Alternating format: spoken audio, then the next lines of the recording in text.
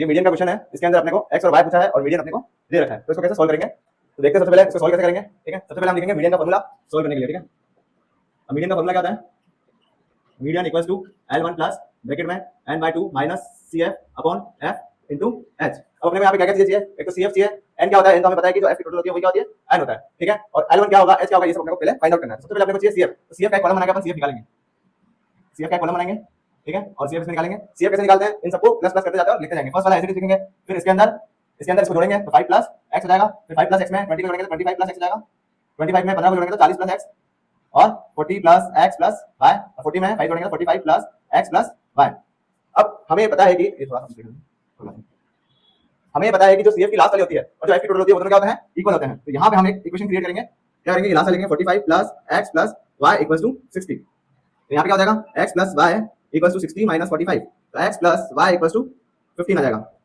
ये अपनी first equation है, ठीक है। अब इसके बाद हम सॉल्व करेंगे आगे।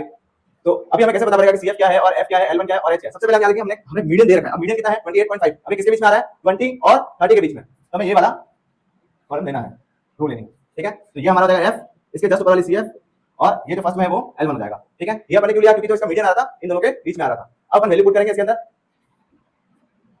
सबसे पहले हम वैल्यू L1 कितना है 20 अपना 20 L1 है, साइड में अपन लिख देते हैं L1 इक्वल्स टू 20, n अपने को n जो हमें पता है ये हमारा n है, सिग्मा f की जो टोटल होती है वो होता है m, तो n कितना है अपना 60।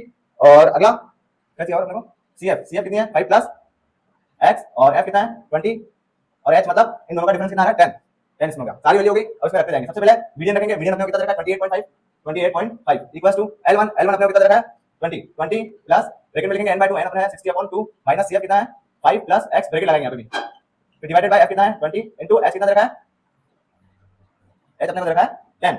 अपने वैल्यू पुट कर ली। सबसे पहले 20 को इधर भेज देंगे, 28.5 माइनस 20 इक्वल्स टू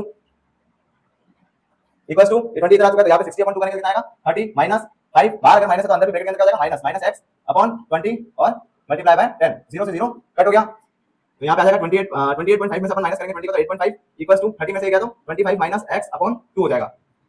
इसके डिवाइड में 1 लिख देंगे। अब यहाँ पे हम करेंगे क्रॉस मल्टीप्लाई, ठीक है। 8.5 को 2 से मल्टीप्लाई करेंगे इक्वल्स टू 25 माइनस x को 1 से करेंगे तो डायरेक्ट लिख देंगे हम। x की वैल्यू इधर भेज देंगे। सबसे पहले दोनों मल्टीप्लाई कर लेते हैं, 17 आएगा इक्वल्स टू 25 माइनस x, तो x को इधर भेज देंगे 17 को इधर, तो x इक्वल्स टू 25 माइनस 17, तो x इक्वल्स टू अपना कितना आ गया 8। अब x तो अपना आ गया, अपने को निकालना है y, जो हमने इक्वेशन 1 निकाला था उसके अंदर अपन x की वैल्यू क्या करेंगे पुट करेंगे, तो put x equals to 8 put in equation 1। ये अपन निकाली थी, अपन हमारी इक्वेशन 1 क्या है x plus y equals to 15, x की जगह रखेंगे 8 प्लस y इक्वल्स टू 15, तो y equals to 15 minus 8, y equals to हो गया 7 एंड सॉल्व। तो x अपना ये आ गया और y अपना ये आ गया, तो x अपना है 8 और y अपना है 7।